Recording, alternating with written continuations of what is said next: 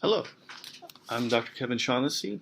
It's my pleasure to tell you a little bit about our research group at the University of Alabama in the Department of Chemistry and Biochemistry.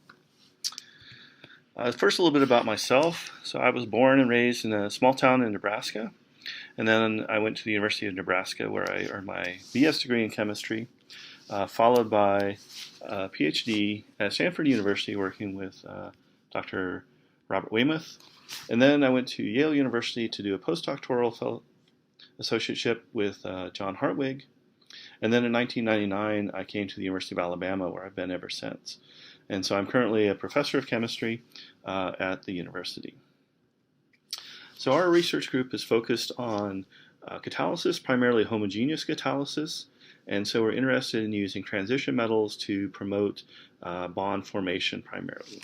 And so our research focuses on kind of three main areas, and that includes the synthesis of new ligands, primarily phosphorus-based ligands, application of these ligands in catalysis, and so developing new synthetic methodologies, and then underpinning all of this research is a focus on the mechanisms of catalytic reactions. So understanding how these reactions work, how we can make them work more efficiently.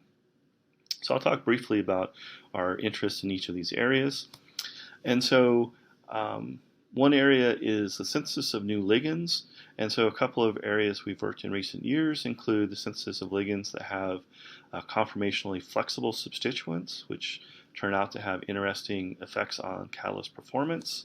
And then more recently, of ligands having multiple different phosphorus binding sites or other types of coordinating groups, and looking at how these differential coordinating groups affect catalyst performance. And a new area of research in our group is interest in synthesizing ligands that have acidic functional groups that can act as either acids or bases, or coordinate to other Lewis acidic groups to influence catalyst performance. And our goal is to use these as sort of bifunctional catalysts where the acidic or basic group as well as the metal can participate in bond formation or cleavage events. And so one type of ligand that we're interested in are these chelating phosphonous acid type ligands, and so we're working on the synthesis of these types of species. And then with these ligands, we want to apply them in catalysis, and so a main area of research in the past has been palladium chemistry, so primarily cross-coupling reactions where we can displace a leaving group with another nucleophile, such as an amine, or in this case an alkene. And so we've been able to develop catalysts that are very efficient at making very challenging molecules like this highly sterically hindered diarylamine. We've shown that with correct choice of ligands, we can control alkene isomer production in this Heck reaction where we're arylating the cyclic alkene.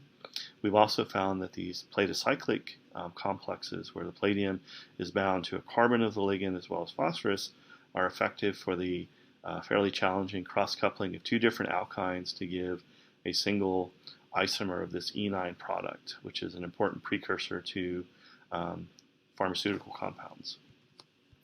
And then an important future area of research is the idea of using these bifunctional complexes for bond activation. So for example, we think that these basic sites could promote cleavage of H element bonds, so for example CH bonds, to allow us to do CH bond functionalization chemistry, and that the acidic form could potentially promote CO bond cleavage. And this is important in the utilization of biomass, which tends to have lots of CO bonds that you would want to functionalize. As I mentioned, we're interested in understanding the mechanisms and using this knowledge to design more efficient catalysts. And so this is a typical catalytic cycle for a CN bond forming reaction. And the key active species is this monoligand palladium 0 species. And this is a very unstable, highly reactive intermediate, so we have to generate it under the reaction conditions. And so one way to do that is from this more stable species by a ligand dissociation, but having excess ligand in the reaction tends to slow it down because its equilibrium is very unfavorable. We've looked at these monoligand palladium complexes that have the right ligand to palladium ratio. But these species are palladium-2, so they have to be reduced under the reaction conditions to generate the active species.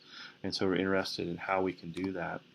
We've also been interested in the idea of using catalysts that are essentially on the catalytic cycle. And so these aryl palladium halide complexes can be isolated and are very stable. And so we've shown that these can be effective pre-catalyst sources in a recent paper in organometallics. We can also look at these kind of complexes where we have an amine adduct. And so these complexes are further along the catalytic cycle and also are potential pre-catalysts. As I mentioned, these complexes have the potential to be efficient pre-catalysts, and so we can use some sort of reductant to generate palladium-0. And so, for example, we found that ketones, surprisingly, are capable of doing this reduction. And so we don't really know how this happens, but in some way we think we generate a palladium enolate, and this affects the reduction. So we're trying to understand this process so that we can make it work more efficiently. We're also interested in the idea of using amines to make these amine adducts, which are easy to make and are quite stable. And our idea is that these would undergo a deprotonation and then a beta hydride elimination, which would generate the palladium-0 species. And so we could use these kind of complexes pre-catalysts. And so that's work that's currently ongoing. So students in my group gain hopefully a number of skills. So an important area of research that underpins all of that we do is synthesis. And so that involves the synthesis of ligands and developing new methodologies, organometallic synthesis, so synthesizing compounds under air-free conditions, using Schlenk techniques and glove boxes.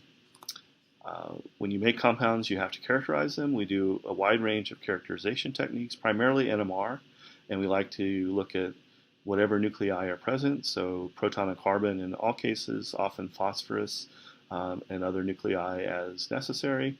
And then other techniques to support this, especially X-ray. So we can use X-ray to determine the three-dimensional structure of our molecules, at least in the solid state.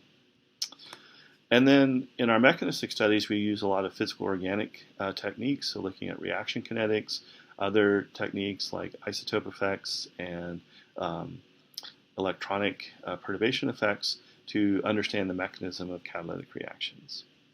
And then it's also important as a PhD student to develop professional skills, and probably the most important are presentation skills, so being able to talk about science and write about science. And so we give students a lot of opportunities to do this. Oral presentation skills are practiced through weekly group meetings, as well as opportunities to talk at professional meetings. Students gain a lot of experience writing in our academic program, as well as writing up research for their own research. So these are some of the students that have graduated from the group over the years and where they've ended up. And so we've had students go on to careers in academics. So Rebecca at Rose-Hulman, more recently Carrie Barnett at Central Arkansas, a few other examples. We've had students go into the chemistry industry at a number of places. So the skill set you learn in the Shaughnessy group prepares you for a wide range of potential careers. Another important thing to consider when you're looking at a research group is the opportunity to publish your work. That's ultimately what you're going to be evaluated on.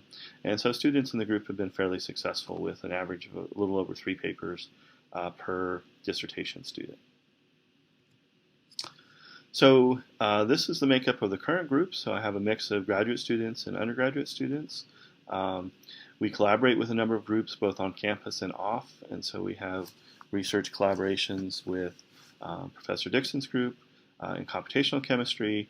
We collaborate with a departmental crystallographer.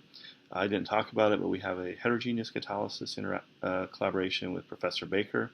We also have a collaboration with Professor Kaczynski in Poland on boron cluster chemistry and doing palladium catalysis with that. So with that, I thank you for your attention, and I hope that you're interested in pursuing graduate studies at the University of Alabama in the Department of Chemistry and Biochemistry, and particularly in my group. If you have questions, feel free to contact me as well as look for more information on my website. Thank you, and roll tide.